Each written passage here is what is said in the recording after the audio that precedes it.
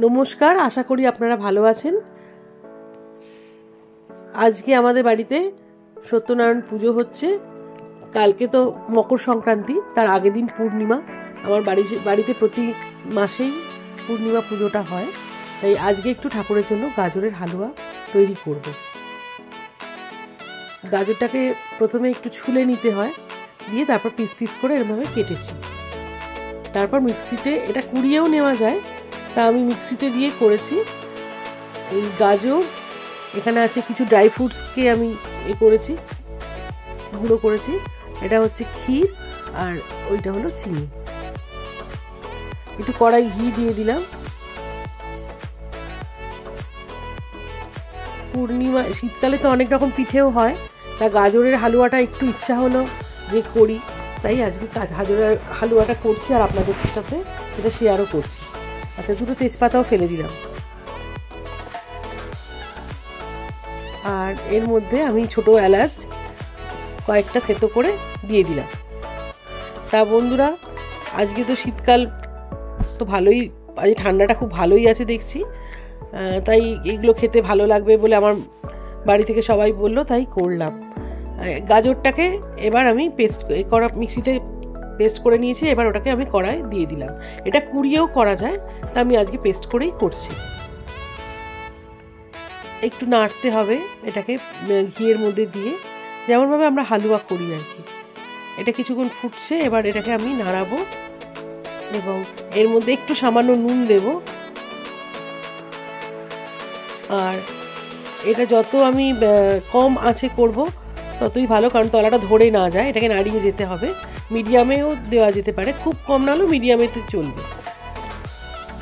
এটাকে নাড়তে নাড়তে একটু শুকিয়ে নিয়ে আসতে হবে। আর এই কড়াটাকে তো আমি আগের দিন আপনাদের বলেইছি, এই কড়াতে কিছু লাগে না। চিনিটা এবার দিলাম আমি, মানে কড়াটা যেহেতু টাইপের কড়া, এটা অন্য কড়ার থেকে অনেক বেটার, অনেকটা আপনার ওই ননস্টিক কড়ার মতো, কিন্তু ননস্টিক কড়াইতে এখন অনেক সমস্যা হচ্ছে, তাই এই কড়াটাতেই আমি পছন্দ করি রান্না করতে।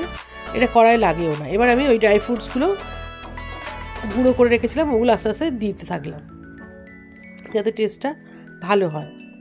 খুব সহজ গাজরের হালুয়া করা, আপনারাও করে দিতে পারেন বাচ্চাদের। কাজু বাদাম, তারপরে ধরুন কিচমিচ, আখরোট, আমন্ড সব কিছু মিলিয়ে আপনি কুচো করে কেটেও দিতে পারেন, আবার আমার মতো এরকম গুঁড়ো করে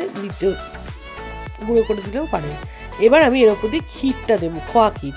মিষ্টির দোকানে পাওয়া যায়, ওই খোয়া ক্ষীর নিয়ে এসে ওটাকে ভালো করে হাতে মাখবেন গুঁড়ো গুঁড়ো করে, তারপর এটা ছড়িয়ে দেবেন। এবং খোয়া ক্ষীর দিলে জিনিসের টেস্টটাও খুব সুন্দর হয়। আর আরেকটা জিনিস খেয়াল রাখবেন, নুনটা, একটু নুন না দিলে কিন্তু এটা টেস্ট বাড়ে না, ওই জন্য একটু টেস্ট করে দেখে নেবেন, অল্প সামান্য একটু নুন লাগবে। তারপর চিনিটা তো আপনাদের স্বাদ মতো দেবেন। এই দেখুন, আমার খোয়া তৈরি হয়ে গেছে গাজরের হালুয়া। খোয়া ক্ষীর ছড়িয়ে দিয়েছি ওপরে একটু। এরপর আমি বসেছি পুজোর জোগাড় করতে। আজকে সত্যনারায়ণ পুজো আমার বাড়িতে হয় তো প্রতি মাসে, তাই আমি এখন পুজোর জোগাড় করছি। ঠাকুরমশাই বলেছেন যে 7:30টার সময় আসবেন, তার আগে আমি একটু পুজোর জোগাড়টা করে নিচ্ছি। এটা আমি নৈবেদ্য সাজাচ্ছি। এরপর আমাদের পুজো হবে।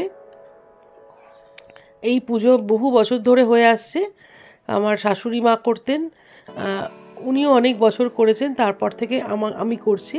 প্রতি মাসেই এই পুজোটা আমাদের বাড়িতে হয়। আর এই পুজোটা কিন্তু আমার হাজবেন্ড স্বপ্ন দেখেছিল, সেই স্বপ্ন থেকে এই পুজোটা আমার বাড়িতে শুরু হয়। আগে হতো কিন্তু মাঝখানে বন্ধ হয়ে গিয়েছিল, তারপর আমার হাজবেন্ড স্বপ্ন দেখে আবার এই পুজো শুরু করা হয়।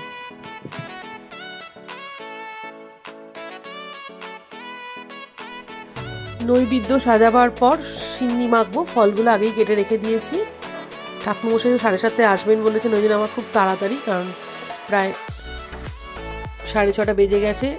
ওদিকে আবার আমি একটু ভেবেছি ঠাকুরকে একটু কড়াইশুঁটির কচুরি, আলুর দম আর বেগুন ভাজাও করে দেব, কারণ শীতকালের জিনিস ঠাকুরকে দিতে খুব ইচ্ছা করে, যাতে আমরা যেগুলো খাই ঠাকুরকেও সেগুলো দিয়ে পুজো দিতে খুব ভালো লাগে। প্রতিবারই শীতকালে চেষ্টা করি ঠাকুরকে এইগুলো দিয়ে পুজো দেওয়ার।